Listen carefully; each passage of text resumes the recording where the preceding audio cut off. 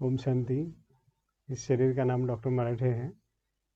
मैं आज आपके साथ कुछ बातें शेयर करूंगा कि परमात्मा का परिचय और इस महाविद्यालय में परमात्मा का परिचय कैसे अच्छी तरह मिलता है, ये मैं आपसे बात शेयर करूंगा। वैसे तो फैमिली से मैं हिंदू ब्राह्मण फैमिली से हूँ। हमारे फैमिली में, लौकिक फैमिली में, भक्ति के संस्कार पहले से बहुत ज़्यादा हैं। तो हम लोग पहले से ही बहुत भक्ति करते थे। उपवास करना, तीर्थ यात्रा पर जाना, ये तो हमारा ऐसे ही रोज़ का चालू रहता था। साल में हम 3-4 बार तीर्थ यात्रा को जाते थे। और बहुत संस्कार अच्छे थे, भक्ति के संस्कार थे, इसलिए हम लोग कभी ये सोचते ही नहीं बाहर थे, बाहर से कुछ नेगेटिव ऐसा ज़्यादा सोचते ही नहीं थे, सब भगवान की भक्ति में ही रहते थे। लेकिन उस वक्त कुछ बातें मेरी बहुत कंफ्यूज होती थी। कुछ लोग बोलते थे कि परमात्मा ऐसा है, परमात्मा सर्वव्यापी है। तो मुझे ये बात इतनी जचती नहीं थी कि सर्वव्यापी कैसे हो सकता है परमात्मा। अभी जो गंदी चीज़ें हैं उसमें भी परमात्मा है, तो ये बड़ा मुश्किल हो जाता था। कोई लोग कहते थे परमात्मा आकाश से भी बड़ा है, तो कोई लोग कहते थे कि परमात्मा एटम से भी सूक्ष्म है।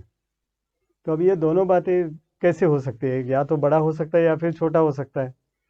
ऐसी बहुत सारी बातें भक्ति में लोग कहा करते थे, लेकिन हम लोग बहुत कंफ्यूज थे कि क्या है, कैसा है। हम लोग भक्ति तो करते थे जैसे ट्रेडिशन के अनुसार चल रहा है, पूजा अर्चा, तीर्थ यात्रा पे जाना, ये सब चल रहा था। लेकिन उसका एग्जैक्ट मीनिंग और उसका एग्जैक्ट पर्पस क्या है, वो हम नहीं जानते थे। हम परमात्मा को वैसे ठीक तरह से जानते ही नहीं थे। और अगर आप किसी चीज़ को ठीक तरह से नहीं जानते हो, तो उससे आपको जो एनर्जी मिलनी चाहिए, उससे आपको जो बेनिफिट होना चाहिए, वो नहीं हो पाता है। क्योंकि हमें, हमारे माइंड में उसकी पिक्चर क्लियर नहीं है। हम परमात्मा के भक्ति तो करते थे, लेकिन परमात्मा है क्या चीज़, उससे हमको क्या प्राप्त करना है, उससे हमको क्या बेनिफिट होने वाला है, इस ये तो हमको मालूम ही नहीं था। तो जब हम ब्रह्मा कुमारी में आए और 7 दिन का कोर्स किया, तब हमें पता चला कि एग्जैक्टली परमात्मा है क्या चीज़। जैसे उन्होंने पहले लेसन में बताया कि हम खुद कौन है, ये पहले हमको सोचना चाहिए। हम ये शरीर नहीं है, शरीर तो बदल जाएगा। ज़्यादा से ज़्यादा 60, 70, 80, 90 साल के बाद शरीर बदल जाएगा। लेकिन शरीर को चलाने वाली जो एनर्जी है, जिसको हम लोग आत्मा कहते हैं, तो वो जो है वो कांस्टेंट है। वो एक शरीर छोड़ के दूसरे शरीर में जाती है। तो ये आत्मा की जो क्वालिटीज़ हैं, जैसे हमारे लौकिक शरीर के कोई ना कोई माता पिता ज़रूर होते हैं। बिना माता पिता के हमें लौकिक शरीर मिल ही नहीं सकता। वैसे हमारे जो आत्मा है, आत्मा के भी माता पिता हैं। तो उनका नाम जो है, उनको कहते हैं परमात्मा। वो हमारे असली माता पिता है आत्मा के, जो परमानेंट है, अविनाशी है।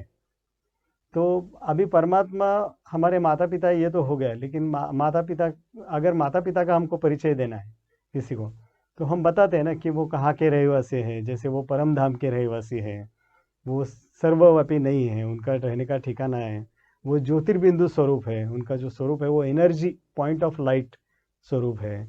और वो, उनसे हमको सब गुणों की और शक्तियों की प्राप्ति होती है, जिससे हम हमारी आत्मा की क्वालिटी सुधार सकते हैं। आत्मा की क्वालिटी सुधरेगी तो हमारा जीवन ऑटोमेटिकली सुधर जाएगा। तो ऐसी बहुत सारी चीज़ें हैं जो हम ब्रह्मा कुमारीज में आने के बाद जब रेगुलर मेडिटेशन में आते हैं, तो हमको एक एक पता चलती है। और उसके बाद में फिर हम वो, उनको, उन चीज़ों को हम खुद में धारणा करने लगते हैं, उसको अप्लाई करने लगते हैं। तो जैसे जैसे हम अप्लाई करेंगे, वैसे वैसे हमारे आत्मा की क्वालिटी सुधरती जाती है। और आत्मा की क्वालिटी सुधरेगी तो आपका शरीर सुधरेगा, आपका रहन सहन सुधरेगा, आपकी आर्थिक परिस्थिति, सब कुछ बदल जाएगा।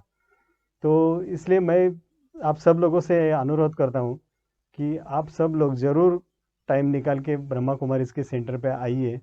उनका जो बेसिक 7 दिन का कोर्स है वो कीजिए। उसमें जो चीज़ें सिखाई जाती है उनको अपने में धारण करने की कोशिश कीजिए। सब एक एक साथ तो नहीं होगी। हर एक के साथ ऐसा होता है, कुछ चीज़ें जल्दी धारण होती है, कुछ चीज़ें प्रयत्न करने के बाद धारण होती है। तो इट डजेंट मैटर आप कितना समय लेते, इट डजेंट मैटर, लेकिन आप एक ना एक दिन उसको अडप्ट करेंगे। तो जितना आप अडप्ट करते जाएंगे, उतना आपका जीवन खुशहाल होता जाएगा। आपको शांति, सुख, समाधान, ऐश्वर्य, आरोग्य, ये सब चीज़ें ऑटोमेटिकली प्राप्त होती जाएगी। क्योंकि परमात्मा का वरदान है। परमात्मा ने हमको ये सब चीज़ें देने के लिए आया है। परमात्मा कभी भी दुख नहीं देता किसी को भी। परमात्मा ऑलवेज सबको सुखी बनाने के लिए ही आया है। तो पहले हम भक्ति में ऐसे समझते थे कि सुख और दुख दोनों भगवान ही देता है, लेकिन ऐसा नहीं है। सिर्फ सुख देने का काम भगवान का है। दुख जो हमें मिलते हैं, फिर वो किस कारण से मिलते हैं? उनको उनके परिहार के लिए क्या करना चाहिए, उन दुखों से बचने के लिए क्या करना चाहिए, ये सब हमें इस कोर्स में सिखाया जाता है। तो इसलिए मैं आपसे से स्ट्रांग अनुरोध करता हूँ कि आप टाइम निकाल के इस कोर्स को कीजिए और अपने जीवन को ऊंचा बनाइए। ओम शांति।